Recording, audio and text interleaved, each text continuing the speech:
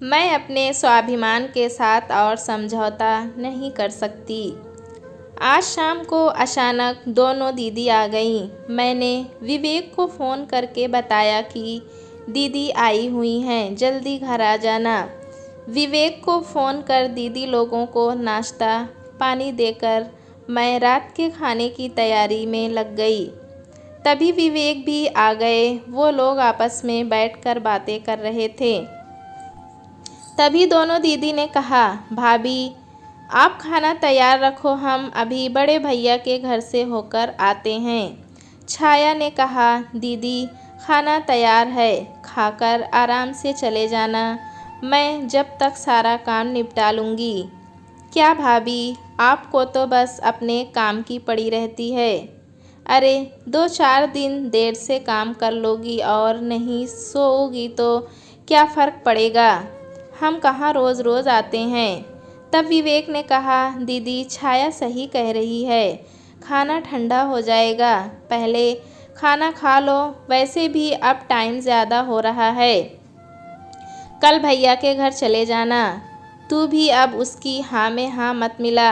अरे उनको पता चलेगा हम शाम की आई हुई हैं और अब तक नहीं आए तो उनको बुरा लगेगा ना।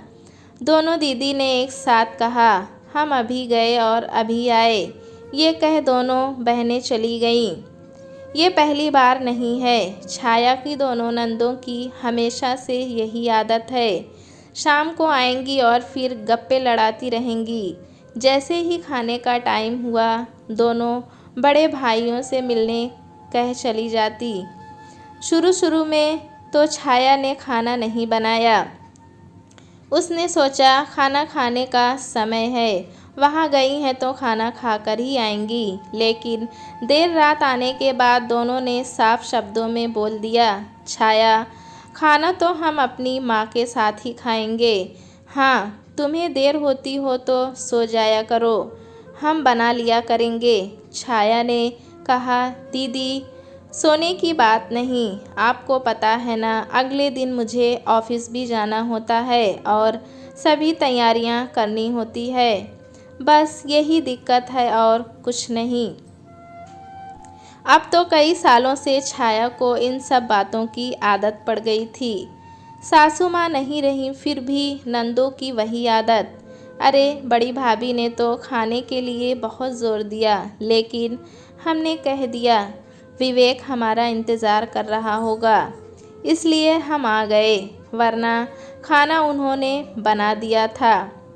छाया को पता था दोनों बहनें झूठ बोल रही हैं और वो छाया को सुनाने के लिए यह सब बातें कहती हैं।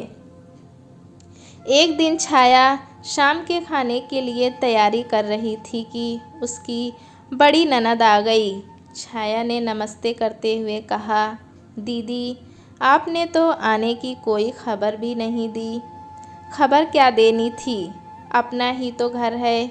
चाय नाश्ता देने के बाद छाया ने कहा, खाना भी तैयार है। यह सुन वो बोली, खाना तो मैं बड़े भैया के घर से आकर ही खाऊंगी, तुम्हें जल्दी है तो तुम लोग खा लो।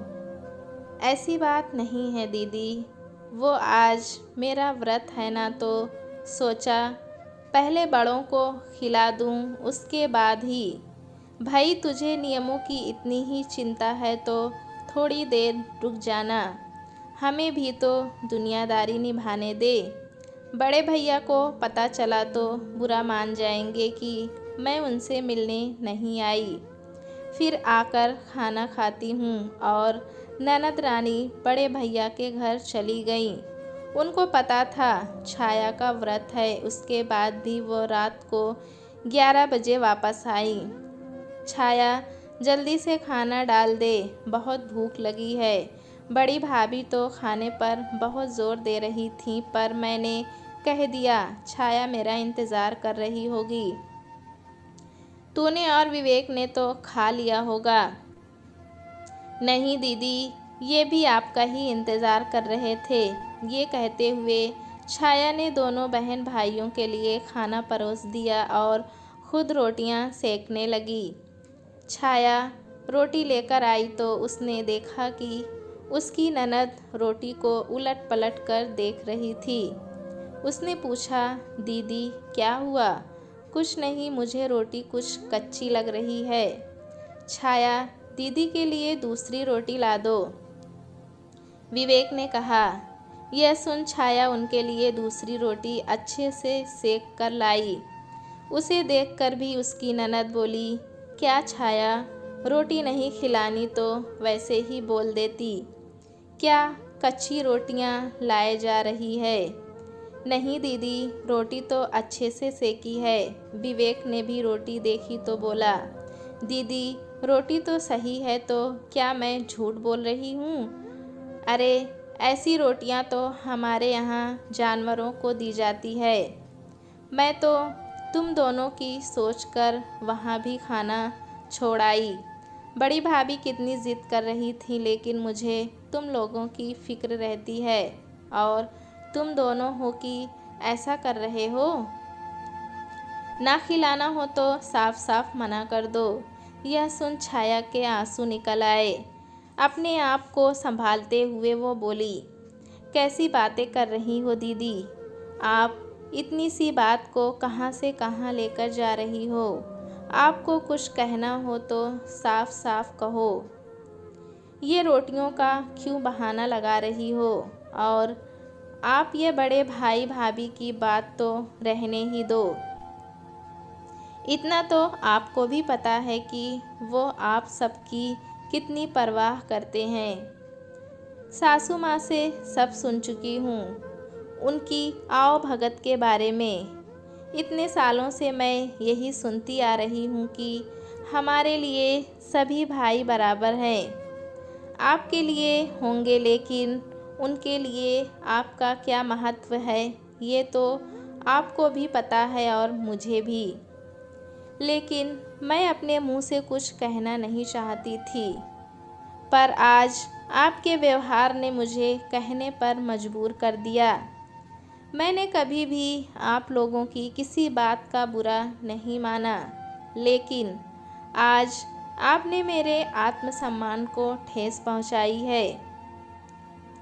मेरी इतने सालों की सेवा को आपने पल भर में मिट्टी में मिला दिया।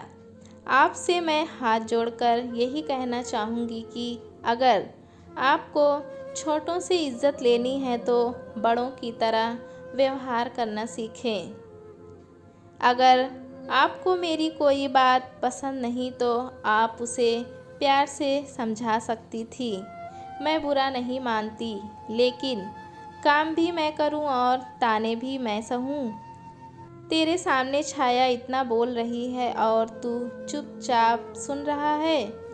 हम तो तुझ पर इतना मरते हैं और तू हमें घर बैठाकर बेइज्जत कर रहा है। अगर छाया ने अपनी बातों के लिए माफ़ी नहीं मांगी तो मैं तेरी चौखट पर कभी नहीं चढ़ूँगी। दीदी, अगर छाया गलत होती तो मैं एक बार नहीं 100 बार उससे माफ़ी मांगने के लिए कहता।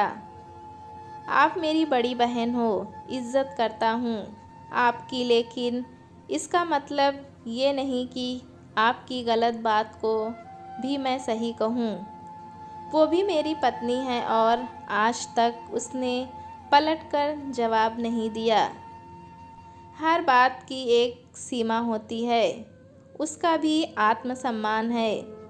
आप मेरी बड़ी बहन हो और आपके लिए मेरे घर व दिल के दरवाज़े हमेशा खुले हैं। आप जब चाहे आओ, ये आपका ही घर है। आगे जो आपका दिल कहता है। विवेक ने दोनों हाथ जोड़ दिए। यह सुन छाया की ननद कुछ न बोली और सुबह चुपचाप चली गई। छाया ने सोचा, जो रिश्ते बस हमें तकलीफ़ दे उससे दूर हो जाना ही बेहतर है।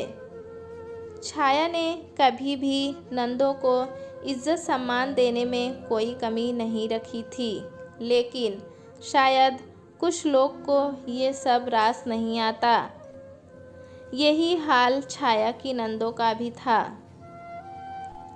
अगर हम चाहते हैं सामने वाला हमें इज्जत दे तो बदले में हमें भी तो इज़्ज़त और प्यार देना पड़ेगा ना, क्योंकि डरा धमका कर इज़्ज़त नहीं पाई जाती।